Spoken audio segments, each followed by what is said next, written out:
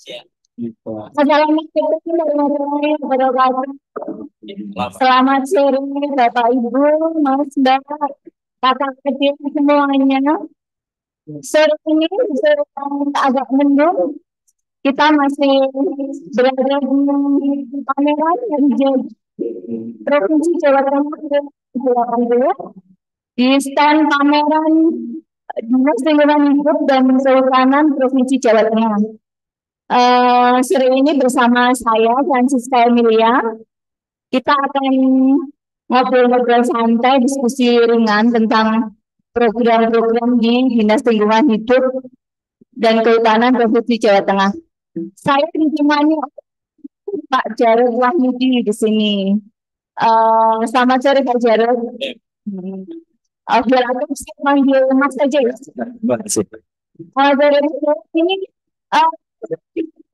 sudah membawa senjatanya ini. Memang kita ini tema yang akan kita obrolkan sore ini. Kayaknya kalau sore-sore gini ngobrol yang alam-alam aja ya Mbak ya, tentang satwa liar, tentang tumbuhan, kayaknya adem ya. Iya. Kalau cuacanya kebetulan lagi panas ini. Iya. Memang apa sih tumbuhan dan satwa liar ini dengan kehutanan di Jawa Tengah ini? Jadi baik Mbak, memang sesuai amanat undang-undang ya, Undang-Undang tahun nomor 3 tahun 2014, salah satu wewenang pemerintah provinsi adalah perlindungan tumbuhan dan satwa liar atau yang biasa disebut TSL yang tidak dilindungi atau tidak masuk dalam lampiran atau eksites ya. Jadi memang tumbuhan dan satwa liar ini menjadi yang tidak dilindungi menjadi wewenang pemerintah provinsi dalam hal ini untuk upaya-upaya konservasinya tentunya. Nah, terus memang keterbatasan kita adalah bahwa peraturan-peraturan yang terkait dengan tumbuhan dan satwa liar yang tidak dilindungi ini masih terbatas. Jadi kita juga masih meraba-raba sebenarnya kita mau ngapain ini dengan upaya perlindungan tumbuhan dan satwa liar yang tidak dilindungi. Karena jumlahnya sangat banyak, kemudian juga persebarannya tidak merata, kemudian juga perlu penanganan yang berbeda-beda tentunya. Setiap spesies, setiap individu, setiap populasi dengan persebaran yang tidak merata itu. Oh, ternyata sangat banyak tadi ya dan perlu penanganan yang berbeda-beda mungkin antar spesies tadi. Nah, terus kalau begitu, jadi apa yang sudah dilakukan oleh pemerintah Provinsi Jawa Tengah nih? Karena kan tadi dengan jumlahnya yang banyak dan perlu perlakuan berbeda-beda, tentu perlu satu penanganan yang khusus ya. Apa yang sudah diupayakan oleh Pemprov Jawa Tengah ini? Baik Mbak, jadi untuk mengimplementasikan kewenangan tersebut, kita di DRAK khususnya ya, memiliki arah kebijakan untuk melaksanakan kewenangan perlindungan TSL yang tidak dilindungi. Yang pertama adalah kita fokus ini untuk mengkonservasi atau melindungi spesies secara in situ dan ex situ. Jadi in situ itu perlindungan jenis di dalam habitat aslinya. Kemudian kalau ex situ itu kita melakukan perlindungan di luar habitat aslinya. Jadi untuk mengimplementasikan ini kita ada pengelolaan Taman Hutan Raya di KDPA Mangkunegoro 1 di Gunung Lawu. Kemudian juga kita menetapkan kawasan ekosistem esensial ya, yang ada 4 sampai dengan saat ini ada 4 kawasan. Di Tahura kita kan juga memungkinkan untuk mengkoleksi atau mengkonservasi jenis asli maupun bukan asli. Tentunya ini adalah secara in situ dan ex situ. Kemudian di kawasan ekosistem esensial yang kita tetapkan di Pasar Bangi, Rembang, kemudian Muara Kali Ijo di Pemalang, kemudian Muara Kali Ijo di Kebumen, kemudian Muara Kemali di Brebes. Itu kita tentunya melindungi kehidupan liar di ekosistem lahan basah tentunya. Ada burung-burung baik yang jenis asli maupun migran atau pendatang. Jadi ini juga salah satu bentuk dari konservasi in situ dan ex situ tentunya.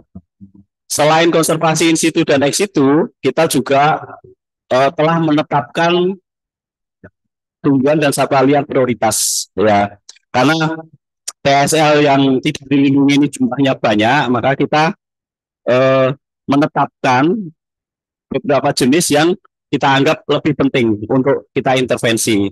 Banyak pertimbangan yang kita lakukan dalam menetapkan TSL prioritas ini, diantaranya aspek endemisitas ya. Semakin kita sulit menemui, semakin terbatas distribusinya, maka ini semakin perlu kita selamatkan. Kemudian juga aspek budaya, satwa-satwa atau tumbuhan yang menjadi simbol budaya masyarakat selama ini atau tercantum di relief candi atau apa, ini juga kita pertimbangkan untuk kita tetapkan sebagai TSL prioritas. Kemudian juga mempertimbangkan tingkat keterancamannya, karena TSL ini walaupun tidak dilindungi, ternyata kerentanan dan keterancamannya sama dengan satwa-satwa yang dilindungi. Jadi menjadi target perburuan liar, kemudian juga mengalami kerusakan habitatnya akibat fragmentasi ataupun kerusakan lingkungannya. Jadi memang banyak yang menjadi pertimbangan, dan tahun 2024 melalui SK Kepala Dinas kita tetapkan 40 jenis prioritas 1 dan 50 jenis prioritas 2. Yang ini akan kita intervensi, akan kita lakukan penanganan bersama dengan cabang dinas kehutanan untuk jangka waktu 5 tahun ke depan. Wah, menarik sekali. Ternyata sudah banyak ya yang dilakukan oleh pemerintah Provinsi Jawa Tengah. Nah, itu tadi kan banyak ya, yang 40 yang prioritas, yang lain masih lebih banyak lagi tentunya. Nah, ini selain yang sudah dilakukan oleh Provinsi Jawa Tengah, masyarakat itu ikut berperan untuk tadi melindungi TSL yang tidak dilindungi. Mungkin apa yang bisa dilakukan juga oleh masyarakat, karena kan masyarakat yang ada di ya mungkin di sekitar masyarakat lah TSL itu berada. Baik Mbak, jadi memang betul sekali bahwa selain program-program yang kita laksanakan, kita juga mendorong agar dari bottom up ya, dari bawah, bahwa konservasi itu tidak hanya milik pemerintah, tapi juga perlu adanya dukungan dan partisipasi masyarakat. Kita sudah mengidentifikasi dan mendorong beberapa desa yang kita anggap memiliki kearifan lokal, memiliki kemandirian, kepedulian terhadap konservasi, baik yang turun temurun maupun yang memang timbul kesadaran bahwa menjaga keseimbangan ekosistem, menjaga kehidupan liar itu penting. Dan hasilnya beberapa desa kita anggap sudah mandiri secara konservasi, dan kita optikan sebagai desa konservasi. Harapannya bisa menularkan di desa-desa lain. Sebagai contoh misalnya kita menemukan desa Banjarmangu di Kabupaten Banjarnegara yang memiliki kepedulian tinggi akan konservasi burung dan satwa liar di sana. Kemudian ada desa Gunung Gempol di Kabupaten Temanggung, desa Mulyorejo di Kabupaten Pekalongan, desa Tegalrejo di Kabupaten Purworejo, dan masih banyak desa-desa lain yang memiliki kearifan lokal yang ternyata potensi keanekaragaman hayati burung, satwa dan tumbuhan itu ternyata sangat bagus. Jadi apabila dari level desa sebagai unit pemerintahan desa ini, unit pemerintahan terkecil ini, kesadarannya sudah sangat bagus, tentu ini sangat memudahkan kita dalam mengeksekusi atau melaksanakan program konservasi, karena mereka terutama yang bisa sebagai desa penyangga kawasan hutan itu kan sebagai buffer ya. Kalau mereka aja sudah bagus, tentunya tidak sampai tekanan itu ke kawasan tentunya. Kemudian kita juga aktif melakukan peningkatan kapasitas ya terhadap masyarakat, dalam hal ini kader konservasi, kemudian juga pecinta alam. Kita laksanakan dengan kemah konservasi, kita laksanakan dengan semacam sosialisasi dan pelatihan. Harapannya mereka punya kemampuan menaikkan kapasitas mereka dalam kesadaran konservasi, yang pada akhirnya juga ikut membantu kita mengkampanyekan tentang upaya-upaya konservasi ini. Itu mungkin yang kita lakukan selama ini, J. Menarik sekali, ternyata peran masyarakat sangat besar ya. Mungkin kalau pemerintah sendiri yang melakukan akan sulit, tapi ketika masyarakat sudah turut terlibat, tadi akan lebih cepat dan lebih mudah. Nah, tadi ada konservasi. Kalau nggak salah ada konservasi itu generasi muda ya. Nah, mungkin tadi di sini sudah ada hadir adik-adik dari generasi muda. Mungkin ada tanggapan atau tanyaan tentang ini, Dek, silakan. Ini, biar punya kamera. Silakan Mas. Oh, gitu. Saya Nanda Raditya Utama, Pak. Saya mau bertanya tentang gimana sih fotografi dan videografi yang baik gitu. Ya, Khususnya di Satwa Liar Universe, Pak. baik Mas, siapa? Nanda aja.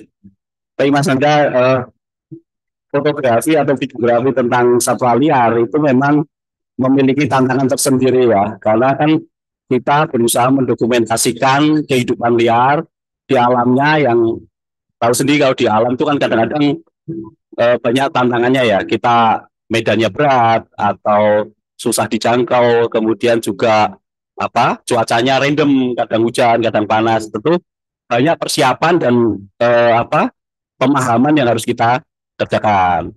Yang pertama persiapan yang menyangkut diri kita, yang kedua persiapan tentang peralatan yang akan kita bawa. Jadi kalau persiapan diri kita tentu ya fisik, kemudian peralatan personal use, peralatan pribadi, misalnya jas hujan dan sebagainya. Kemudian juga kita perlu semacam riset ya, kecil-kecilan untuk mengumpulkan informasi kita itu mau motret di mana, potensi di situ apa, kemudian potensi perjumpaannya gimana. Memang akan lebih mudah kalau kita menggunakan biasanya menggunakan jasa guide lokal ya. Tapi itu kan perlu biaya juga kan. Jadi kalau sendiri masih banyak informasi yang bisa kita cari ya. Kemudian kalau dari persiapan peralatan ya memang kita membutuhkan peralatan yang bisa membantu kita menyadari kejauhan. Jadi kadang-kadang kan sama susah kita dekatkan. Itu bisa dengan misalnya untuk yang sifatnya sekedar mengamati saja, tidak mendokumentasikan. Tapi kalau mendokumentasikan kita perlu peralatan seperti ini, misalnya kamera dan lensa tele. Dan untuk pemula harus yang profesional dan besar seperti ini, banyak sekali peralatan yang membantu untuk pemula, seperti kalau dalam istilah fotografi itu adalah bridge kamera atau prosumer ya, yang lensanya tidak bisa dilepas, tapi bisa jangkauan daya potretnya atau focal length-nya itu jauh, minimal adalah 300 mm. Itu sudah cukup untuk pengamatan satwa. Sebelum ke teknis, saya tanya dulu ke Mas Nanda. Mas Nanda ini memotret ini tumbuhan dan satwa liar di alam. Untuk memotret satwa liar di alam belum pernah, Ibu. Cuman kalau tumbuhan ya beberapa kali saja sudah pernah. Tapi ya hanya sekedar retrata. Ngoten Ibu sih. Berarti memang suka memotret ya, suka fotografi, luar biasa. Memakai kamera profesional seperti ini atau kamera ponsel? Saya hanya memakai kamera ponsel biasa itu. Iya. Mungkin Mas Jarod bisa juga selain karena Mas Nanda dan juga mungkin anak-anak muda lain lebih mudah ya membawa kamera ponsel gitu, bisa dijelaskan juga bagaimana tip-tip praktis untuk memakai kamera ponsel di alam liar. Jadi kalau menggunakan HP pada prinsipnya secara garis besar sama ya, teknik fotografinya. Jadi kita memang sedikit harus memahami untuk menghasilkan foto yang bagus dalam tanda kutip, itu kita sedikit memahami teknik dasar fotografi ini. Jadi menyangkut misalnya adalah pemahaman tentang segitiga exposure, kemudian komposisi, dan terakhir adalah angle atau sudut pengambilan. Baik HP maupun kamera profesional itu menuntut kita memahami sedikit banyak tentang hal itu. Bahkan HP pun bisa digunakan untuk memotret jarak jauh dengan menggunakan sambungan teleri. Jadi ada adapternya. Jadi, banyak sekali sekarang teknik HP, istilahnya namanya pro-scooping. Jadi HP tapi difungsikan seperti kamera profesional. Nah, biasanya kalau HP itu kan motretnya auto ya. Nah, itu kita agak sulit untuk memotret dalam kondisi yang menuntut kita cepat atau menuntut kita mengatur underexposure atau terang gelapnya, karena itu bekerja sendiri. Jadi memang, tapi HP sekarang itu bisa dikontrol secara manual ya. Itu tadi pemahaman tentang segi exposure itu tadi menyangkut ISO, kemudian shutter speed, dan kemudian diafragma. Di HP sekarang itu semuanya bisa di setting. Tinggal cari referensi tentang teknik data fotografi di YouTube, itu banyak sekali dan itu bisa dipraktekkan di HP. Jadi tidak menutup kemungkinan HP pun juga bisa menghasilkan karya foto yang mendekati kamera profesional dan layak untuk dipublis. Yang juga. Ada yang mau ditanyakan lagi? Terima kasih Mas Anda. Mungkin nanti bisa dipraktekkan.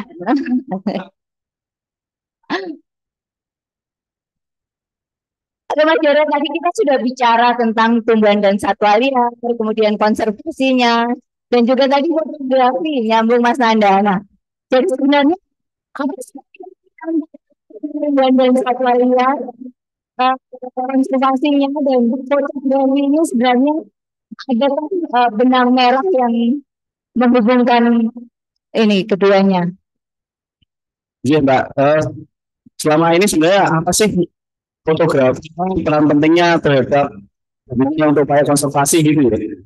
Jadi memang fotografi, khususnya fotografi tumbuhan dan satwa liar ini bisa dikatakan memiliki peran penting ya dalam konservasi. Pertama bahwa dalam pelaksanaan survei misalnya, survei atau pengamatan, maka hasil foto kita dari lapangan itu merupakan bukti otentik bahwa kita sudah melakukan benar-benar pengamatan dan survei. Kemudian juga sebuah foto itu mengandung metadata atau exit data yang membantu kita untuk memperbanyak data kita tentang survei. Misalnya tanggal pengambilan, kemudian lokasi pengambilan, kondisi cahaya, dan hal-hal lain yang di metadata itu banyak yang bisa kita ambil untuk kepentingan pengolahan data di pengamatan atau survei. Kemudian foto yang bagus, yang indah tentang satwa liar, tentang tumbuhan itu kadang-kadang bisa mengundang empati ya, mengundang emosi kita, membangkitkan kepedulian kita. Oh ternyata di Jawa Tengah misalnya, oh ada ini ya, ternyata indah sekali. Dan ternyata tempat motretnya cuma terbatas di sini. Yang secara langsung mungkin kita nggak bisa melihat, tapi dengan foto dari fotografer satwa liar kita kan bisa melihat ternyata indah sekali. Dan keberhasilan untuk melestarikannya itu akan tumbuh empati. Nah itu menurut saya foto itu bisa berbicara lebih banyak dalam hal upaya-upaya konservasi.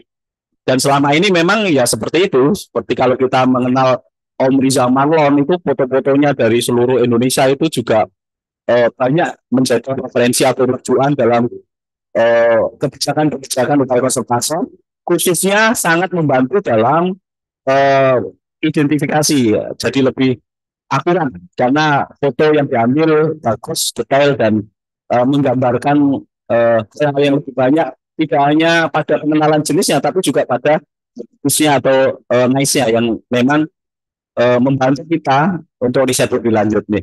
Bukan mungkin Mbak. Mas Jaro ini kan sudah memotret tumbuhan dan satwa liar mungkin hampir di seluruh Jawa Tengah ya, yang tentu saja di daerah lain juga sudah. Adakah temuan-temuan gitu yang temuan mungkin jenis baru ataukah yang terkait dengan konservasi itu yang luar biasa gitu yang Jadi ada beberapa spesies yang saya dokumentasikan. Saya merasa itu unik dan pencapaian tersendiri untuk saya ya. Misalnya jenis burung raja hutan kalung biru yang endemik Jawa Sejauh ini penyebarannya di Jawa Tengah hanya ada di landscape Gunung Kemarin dan di landscape bahkan di Gunung.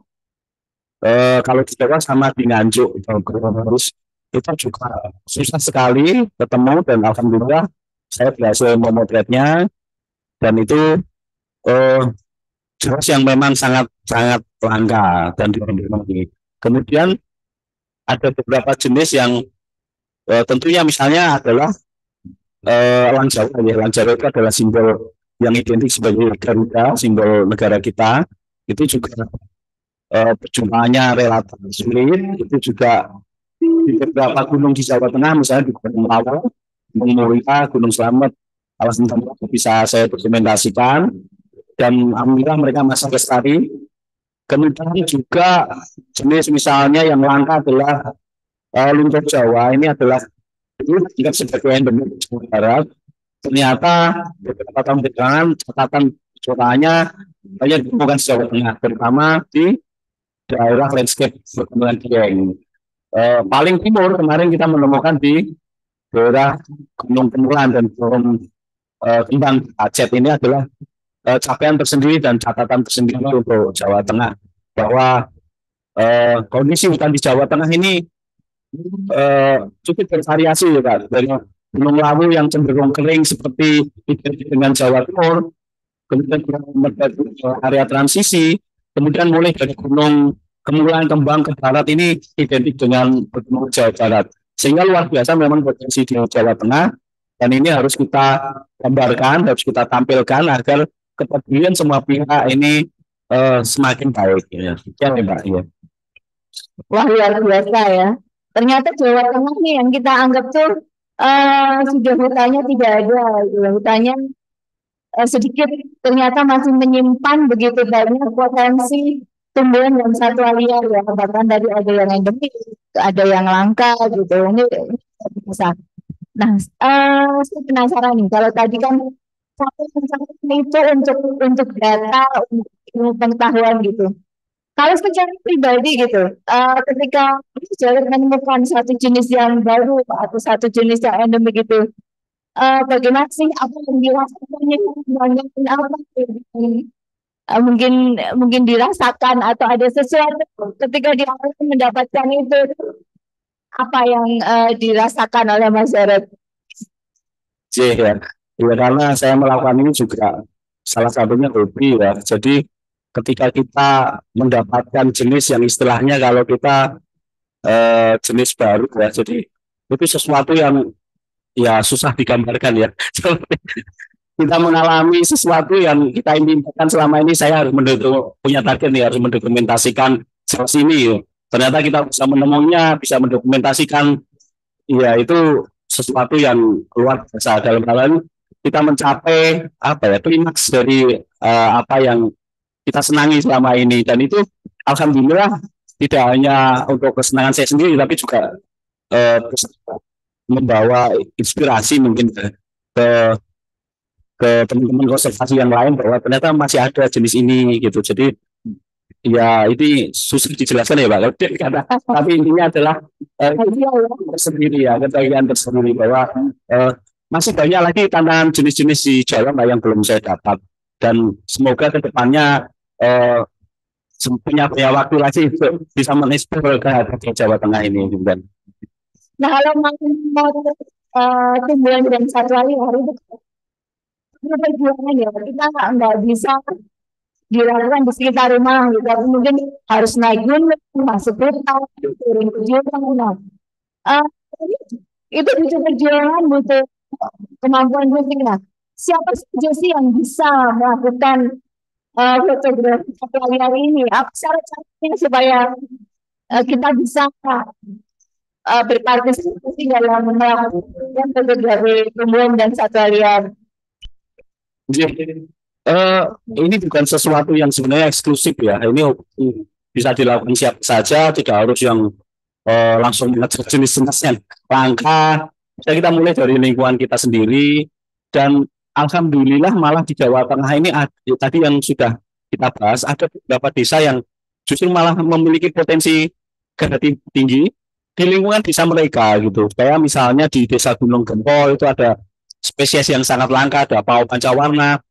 Itu dengan mudahnya kita bisa menemui di sana setiap saat, bahkan tidak takut manusia. Itu hanya jalan-jalan di jalanan apa di jalan desa seperti itu bisa kita mulai dari hal seperti itu gitu. Jadi fotografi satwa liar memang kalau kita melihat yang sudah profesional itu seperti seolah-olah membutuhkan banyak biaya, membutuhkan. Tapi kalau kita niat, bisa kita mulai dari lingkungan sekitar kita, karena di lingkungan sekitar kita juga banyak satwa liar, terutama satwa-satwa kecil ya yang sebenarnya luar biasa indahnya kalau kita foto. Cuma karena kita kurang awareness selama ini seperti itu, jadi kita anggap luas kalau itu harus ke gunung atau apa. Ya itu memang pada akhirnya juga seperti itu, karena memang fragmentasi habitat, kerusakan habitat itu mendorong satwa-satwa untuk lari ke hutan yang masih bagus. Tapi insya Allah ke depan Jawa Tengah akan memiliki desa-desa yang ekosistemnya kembali seimbang, satwa liarnya kembali mudah ditemui. Jadi kita juga mendokumentasikan tidak perlu jauh-jauh. Harapannya seperti itu.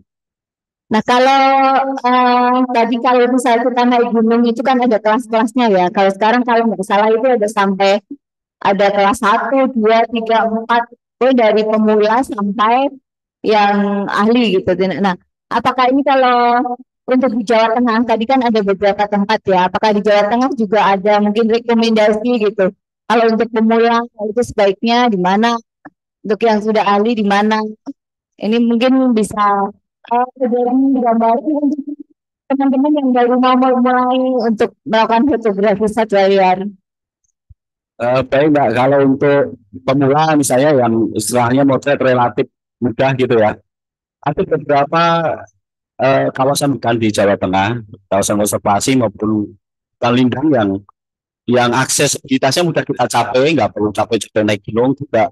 Kita sudah mendapati kehidupan liar yang bisa kita dokumentasikan. Misalnya di Gunung Lawu, hutan lindung, yang sepanjang jalan ke arah Jawa Timur itu banyak kok di pinggir jalan. Kita bisa mendokumentasikan burung-burung di situ, kemudian juga lutung, kemudian ada surili dan sebagainya. Kemudian di Batang itu juga menyimpan potensi yang luar biasa.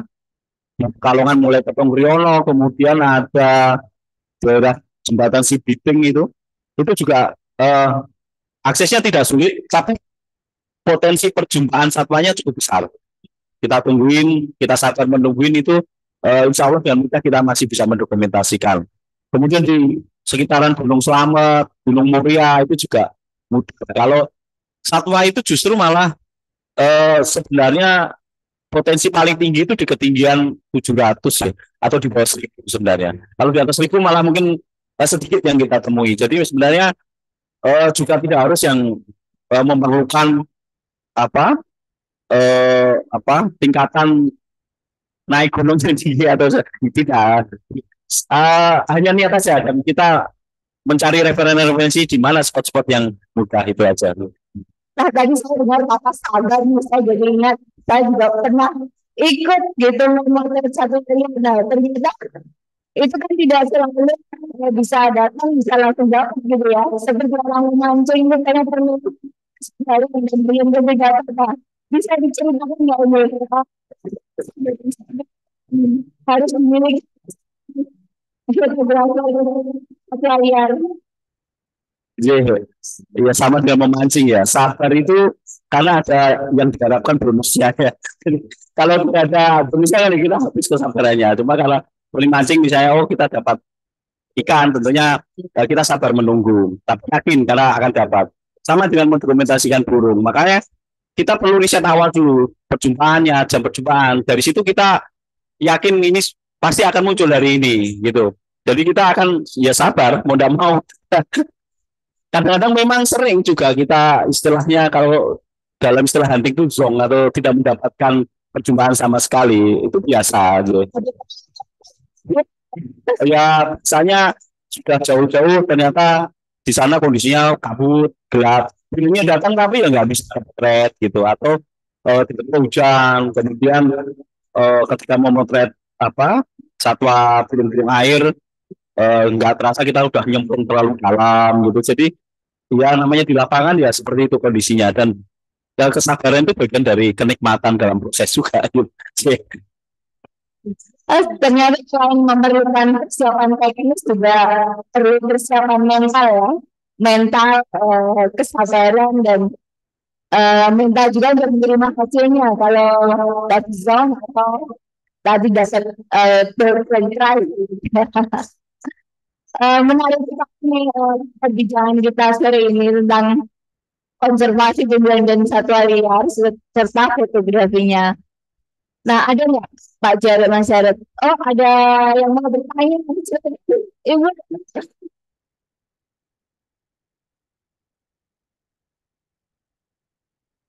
pakai mic Ibu, perkenalkan dulu. Bu. Saya mau bertanya sedikit. Tadi Lebih kan, keras, Bu. Oh ya, nggak dulu ya. eh, kalau tadi kan inventarisasi itu bisa pakai fotografi ya. Heeh. Nah, kalau yang untuk memotret lah yang lebih banyak gitu, apa bisa ada teknologi lain? Mungkin pakai drone gitu apa bisa untuk inventarisasi? Silakan Pak Jarod. Mungkin kalau nggak satwa mungkin tumbuhan atau gitu nggak? Bisa nggak? Jadi kalau pengalaman selama ini ya kamera itu juga bisa menginventarisasi spesies yang banyak ya, terutama di ekosistem lahan basah ya, burungnya kan macam-macam gitu. Jadi kita kali kita potret itu kita bisa mencium oh ini jenisnya ini karena ada istilah mixed flock ya, foraging mixed flock itu mencari makan bersama-sama tapi spesiesnya berbeda-beda. Jadi satu foto kita bisa mendapatkan eh, pengenalan jenis yang berbeda-beda. Tapi kalau untuk foto apa tumbuhan atau sejauh ini ya saya belum pernah itu untuk mengidentifikasi lebih banyak gitu karena memang keterbatasan lensa tele ini jangkauannya jauh tapi tidak wide, tidak lebar ya. Kalau lensa lebar tentu tidak bisa merekam jauh, jadi memang itu dilematisnya. Kecuali kalau mungkin pakai teknologi satelit. Nah, kalau drone ini masalahnya kalau kita gunakan untuk satwa liar itu bisa menimbulkan stres ya bagi satwa liarnya. Dianggap sebagai gangguan, kadang-kadang drone-nya malah diserang burung jadinya. Nah, seperti itu. Jadi memang belum terlalu efisien kita gunakan untuk inventarisasi satwa. Demikian. Ternyata memang untuk fotografi ada keterbatasan juga ya. Kebetulan di sini saya juga ditemani oleh seorang ahli drone. Ini Mas Bagus ada di sini. Mungkin bisa membagi pengalamannya gitu.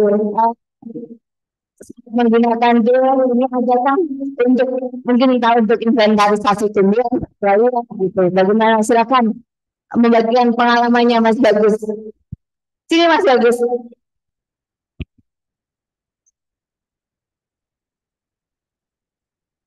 Baik, terima kasih Bu. Mas Bagus ini sekarang di brand ya Bapak Ibu. Sebenarnya saya masih belajar Bu. Untuk yang terkait inventarisasi menggunakan drone, yang pertama yang harus kita lakukan adalah menjaga keselamatan drone itu sendiri. Karena drone itu adalah wahana yang kita Bukan terakhir ya.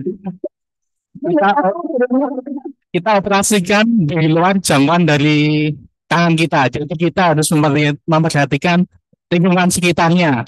Jadi kita pastikan ketinggiannya aman dari objek yang paling tinggi dan jauh dari rintangan di sekelilingnya.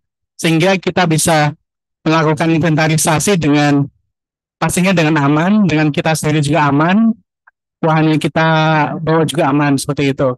Yang kedua, mungkin kita perhatikan juga waktu kita menerbangkan drone-nya. Jadi dengan kita memilih waktu yang terbaik, kita tidak akan mengganggu aktivitas dari satwa yang akan kita inventarisasi seperti itu. Untuk yang ketiga, mungkin setelah kita mengamankan wahananya sendiri, kita juga harus keselamatan diri sendiri itu juga penting, Bu. Jadi jangan sampai nyaman, kita tidak aman. Mungkin seperti itu, Bu.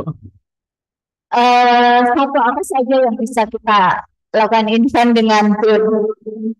Mungkin kalau untuk yang burung mungkin cenderung akan kesulitan ya Bu, karena burung sendiri kan rentan atau mungkin apa ya, terganggu dengan adanya suara dari baling-baling. Mungkin hewan seperti monyet ekor panjang itu apabila kita bisa menggunakannya menginventarisasi itu bisa digunakan Bu, seperti itu. Kalau tumbuhan semua bisa ya. Kalau tumbuhan kemungkinan semua bisa. Apalagi kalau kita memanfaatkannya dengan apa ya, model pemetaan Bu. Jadi kita bisa semacam mengidentifikasi berdasarkan warna atau warna dari masing-masing jenis tumbuhan tersebut. Seperti itu Bu. Ya. Berarti ini kamera dan drone ini bisa saling melengkapi ya.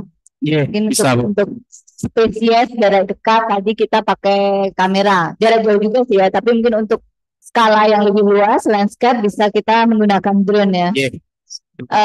Ada lagi yang mau disampaikan tentang penggunaan drone ini, Mas Bagus? Mungkin dari saya Bu. Baik. Mas Jarod, adakah mungkin closing statement tentang fotografi dan konservasi tumbuhan dan satwa liar? Jadi bahwa pesan aja untuk generasi muda bahwa fotografi satwa liar itu tidak hanya sesuatu yang menghabiskan uang, tapi juga bisa menjadi profesi dan menghasilkan uang ya tentunya, atau menjadi pilihan pekerjaan apabila ditekuni dengan serius. Fotonya dapat bisa menjadi kontributor, bisa dijual dan sebagainya. Jadi yang generasi muda pecinta alam atau konservasi, ekspresikan diri Anda dengan salah satunya dengan fotografi. Pastikan suatu saat pasti foto Anda akan bermanfaat untuk upaya-upaya konservasi. Demikian Mbak. Luar biasa. Dari hobi, kemudian menjadi untuk penghasilan, dan juga untuk mendukung ilmu pengetahuan dan konservasi tumbuhan dan satwa liar. Demikian Bapak Ibu, Mas, Mbak, Kakak, Adik. Sore ini kita sudah berbincang-bincang santai. Selama di 30 menit lebih sudah ya. Untuk sesi ini akan kita sudahi sampai di sini. Terima kasih. Selamat sore. Wassalamualaikum warahmatullahi wabarakatuh.